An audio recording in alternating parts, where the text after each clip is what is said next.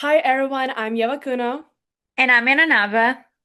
and we're presenting our SmartFox Capstone Project for Marketing 4133. So our assigned company is Coastal Bean Co., a regional B2B coffee roaster. Our territory is Savannah, Georgia metro area, and over the next 20 minutes, we will walk you through the complete territory we built in Salesforce and SmartFox Prime. So we did build 10 accounts, 13 opportunities, and $123,000 in pipeline, and two closed deals. We will show you the system, explain the logic behind every decision, and interpret what the data says about the health of our territory. Here's how we've structured the next 20 minutes. 6 sections, each building onto the last. We started with the vendor and the territory overview, who we are and why Savannah makes sense. Then accounts and contacts. There's 10 accounts across 3 priority tiers, and the buying center logic behind each. Then opportunities in pipeline is our full 13 deals, including 3 hero opportunities that demonstrate the complete range of SmartFox features. Yuvia will then take over for the SmartFox demos, activities, and data evaluation sections. We will close together with what we learned from building this territory.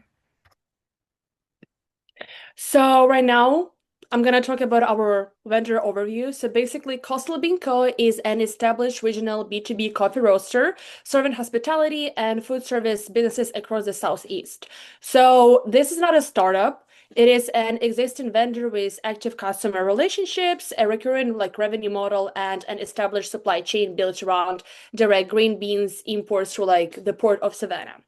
So we sell 5 product lines. Our first one is espresso program, are our biggest revenue driver, anywhere from 1,000 to $2,500 per month, going to hotels, restaurants, and cafes.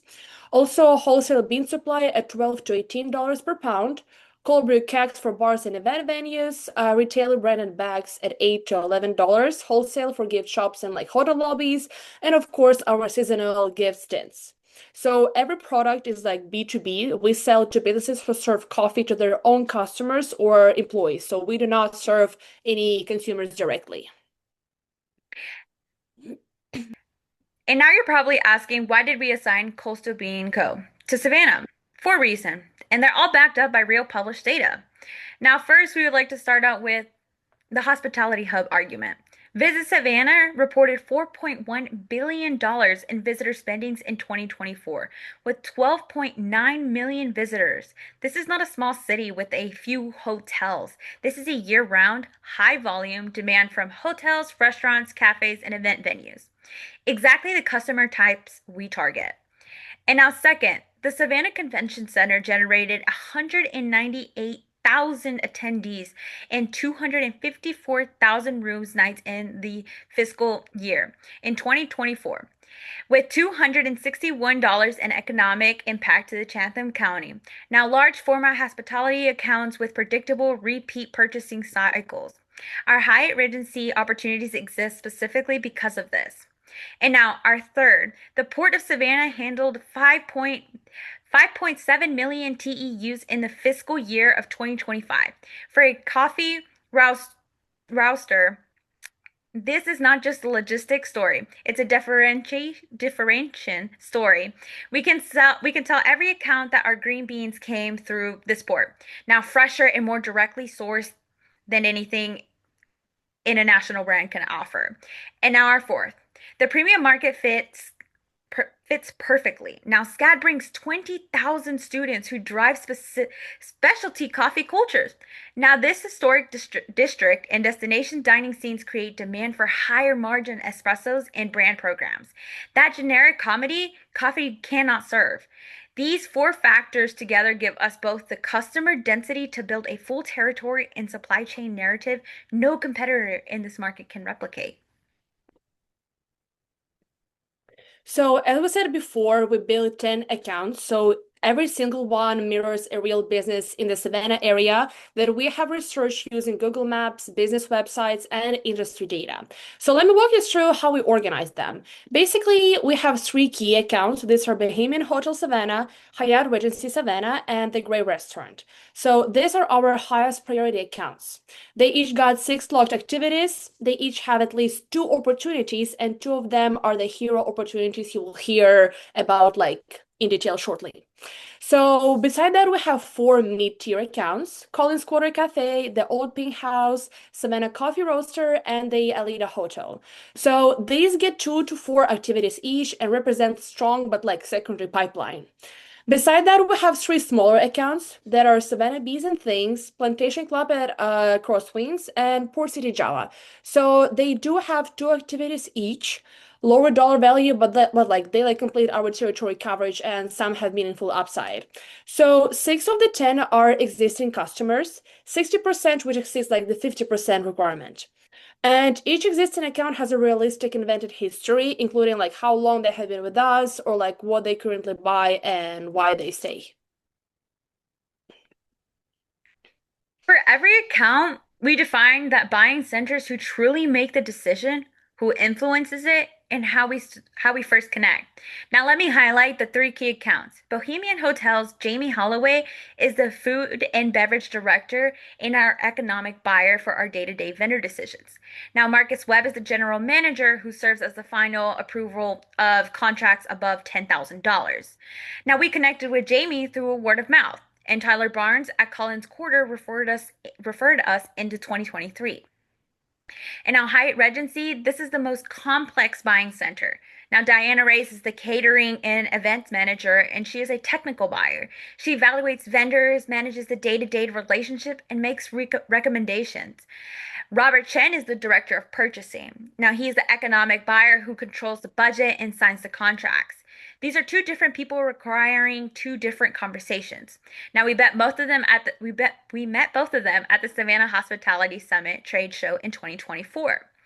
And so now going into the Gray restaurant, Mashama Bailey is the head chef and co-owner. Now she is both economic buyer and a user.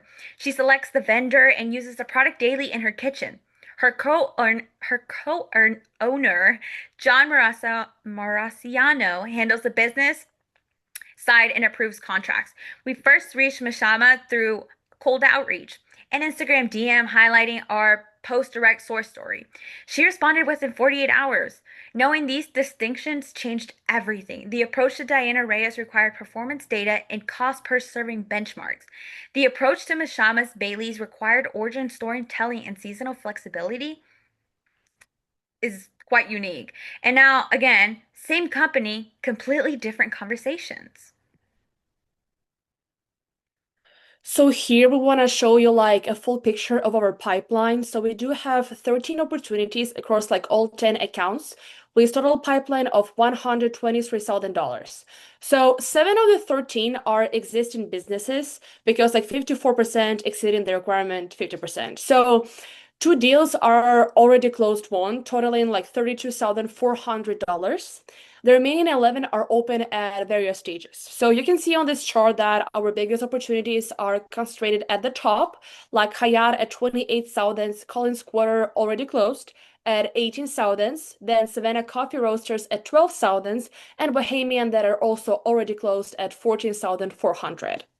And our weighted forecast across open deals is approximately like $83,000.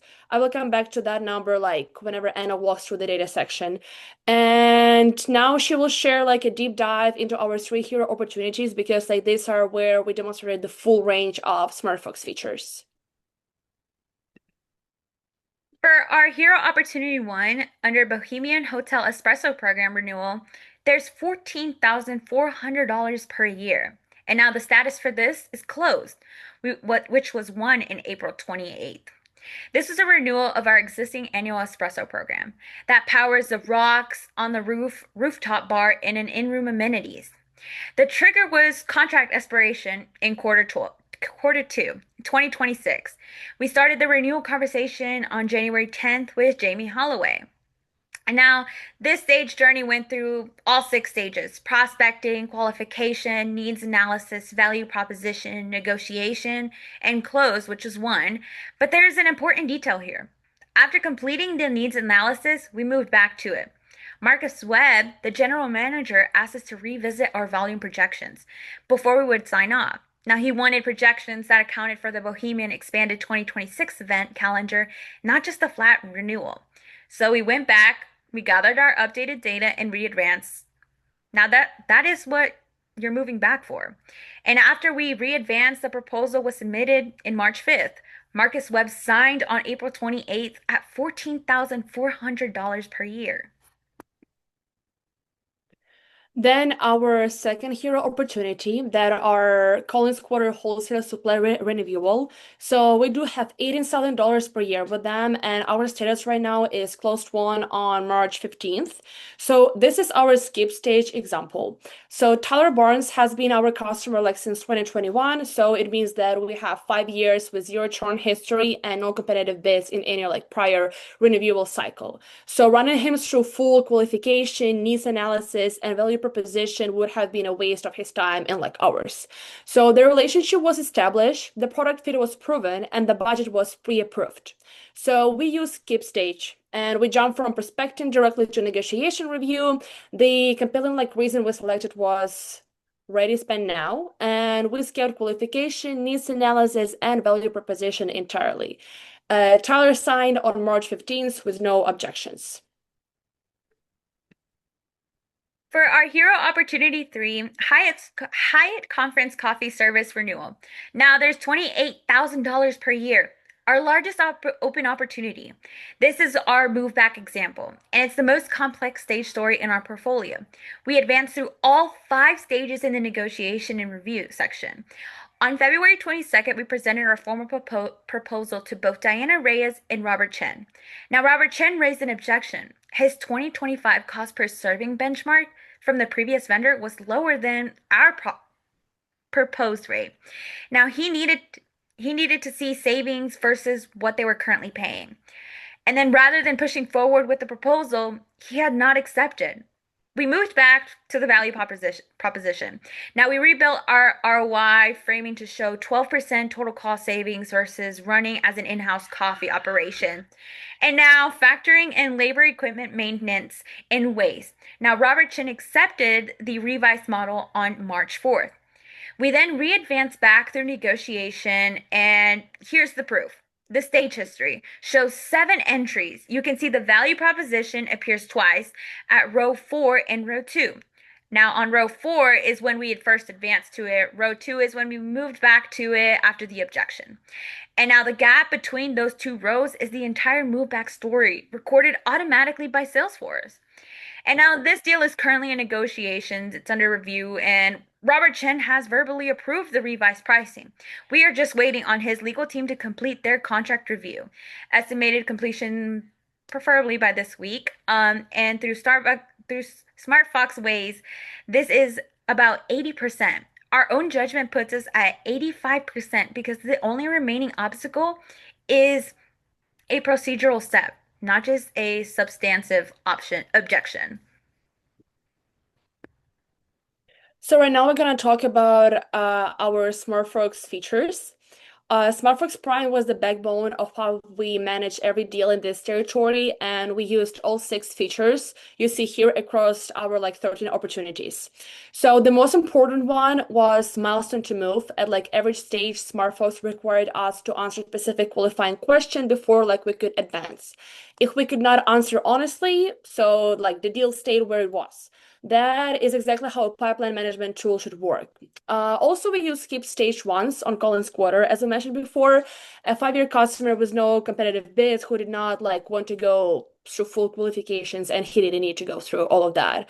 So we jumped straight from prospecting to negotiation review, and he closed in March. Then we also used to move back once on Hyatt. Robert Chin rejected our initial proposal on cost grounds. So we moved back to value proposition, rebuilt the ROI argument, and re-advance. Of course, the stage history on Hyatt shows like 7 entries with value proposition appearing twice, permanent proof of that move. And both Bahamian and Collins Quarters are fully closed ones through SmartFox closing logic at $32,400 combined. And the forecast widget on every hero opportunity gave us the weighted values and closing ranges we compared against our like own judgments throughout the presentation. Now, let me quickly show you the key visual evidence from SmartFox. Here is the Collins Quarter stage history. 3 entries, prospecting, negotiation, close, which is 1, and then stages 2 through 4 are completely absent. This is what a properly executed skip stage looks like in a Salesforce. And here is the Hyatt stage history. There's 7 entries. Count them. Prospecting, qualification, needs analysis, value proposition, negotiation at row 3, and then value proposition again at row 2. Then negotiation review at row 1. Now value proposition appears twice. Now that is that move back, and it's time stamped. It is permanent and it tells you the full story automatically. And then here's also the Bohemian opportunity. There's all 6 stages, chevrons green. Now, SmartFox panel shows close, which is also one, 14,400 at 100%. Now, forecast value 14,400 at 100%. Now, that is what a fully closed deal looks like in the system. So right now, let's talk about our activities and our opportunities. So we logged 28 plus activities across all 10 accounts. Our 3 key accounts received 6 activities each, and every other account received at least 2. We have 3 future dated events scheduled, which show forward territory planning beyond the close. And let me walk you through the activities that actually moved deals forward, because not all of them are equal. So the first one is the January 14th renewal kickoff meeting with Jamie Holloway. So this was the activity that identified the retail bag expansion opportunity. Jamie mentioned during the meeting that guests were asking to buy the coffee after checkout. So that conversation opened a second opportunity that is now in needs analysis at $4,800. Then the January 8th cold outreach call to Masha Mabeli. This is was a single Instagram DM that opened a $9,600 new business opportunity for us. That deal has now moved through 4 stages and is sitting in the value proposition waiting for Morisano's signature. So it truly showed how one activity, one cold message $9,600 in pipeline. Also, the March 4th is our revised ROI model call with Robert Chin. I mean, this is the activity that unblocked the Hyatt deal. So without that call, the move back would have been a dead end. Instead, I produced revised framing that Chin accepted and the deal re-advanced. And the most important activity in our whole portfolio was a follow-up call after this rejection. And here is the May 5th QBR scheduled at Bohemian Hotel. So this is our future dated event. So post-close quarterly business review. On board the 2026 delivery schedule and do the lobby walkthrough for the retail bag program. Review Q3 single origin rotation. So we're already planning the next phase for of the relationship before the ink has even dry on the renewal with them. And then the account that got the most attention were Bahamian, Hyatt, and the Gray. So these are our 3 key accounts. And that was not random because it was driven by the deal size, relationship stage, and strategic value. So Hyatt at 28,000 is our largest open deal. The Gray is a prestige account that validates our premium positioning if we win the deal. And Bohemian was a renewal that needed to close before we could move the expansion. And this is our SmartFox pipeline report, filtered to our team. You can see 2 bars. The pink bar is our SmartFox forecast value at approximately $50,000, and the dark blue bar is our SmartFox weighted value at approximately $83,000. So the difference between those 2 numbers reflects stage probabilities, because SmartFox adjusts the weighted value based on how far each deal has progressed through the pipeline. Okay, now let me interpret this data. Not to just display it, the pipeline health. Now the total pipeline is $123,400 with 32,400 already closed. And now SmartFox weighted the value at $87,620. With SmartFox forecast value is at $54,620. Now, our highest dollar concentration is in negotiations. At $35,200, those 2 deals with Hyatt and Port City Java are the closest to closing.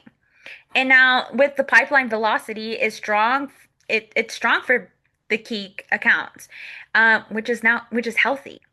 Where deals are struck, there are three of our 13 deals are stalled. Now, Savannah Bees is stalled in the needs analysis, and Harriet Moon asked for sell-through data from another retail location before committing. And now, with Plantation Club, it's called in qualification.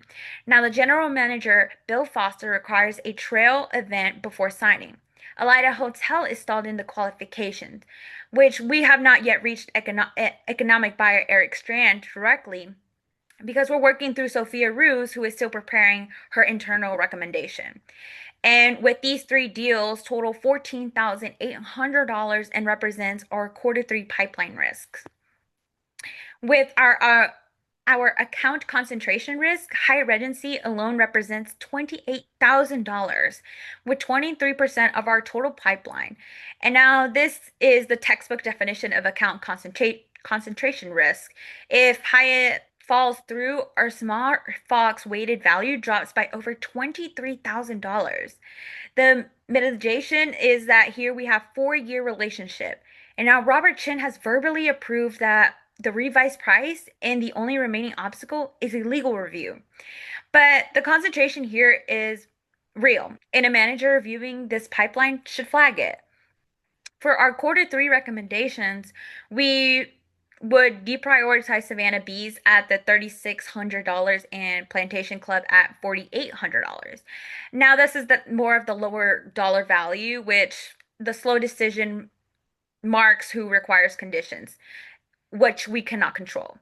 We would reinvest that time into Aldia's Hotel, which was $5,400 in the upside and a warm referral from Jamie Holloway. At the Bohemian, that reduces the qualification friction significantly. And now we would also create a new opportunity for Collins Quarter, the third location opening at Daytona Street in Augusta.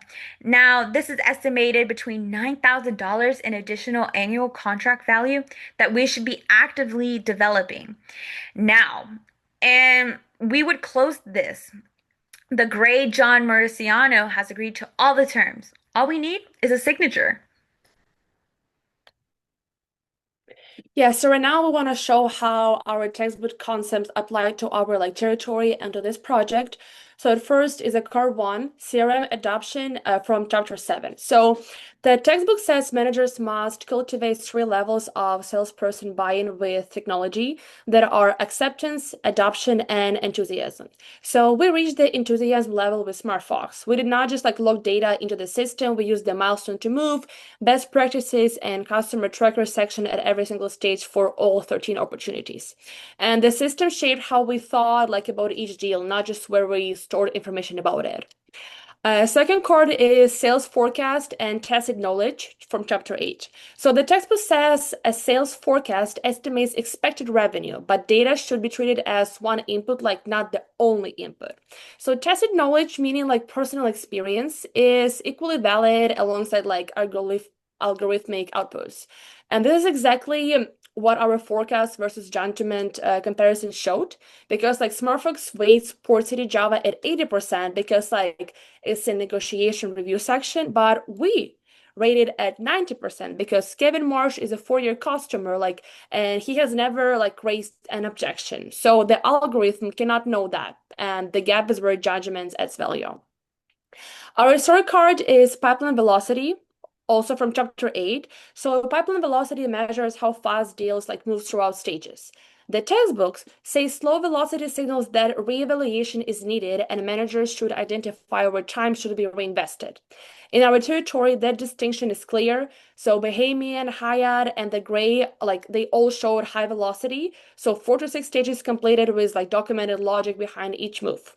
Savannah Bees and Plantation Club are stalled in early stages with conditions outside our control, and that is the signal to deprioritize them in quarter 3 and redirect the time.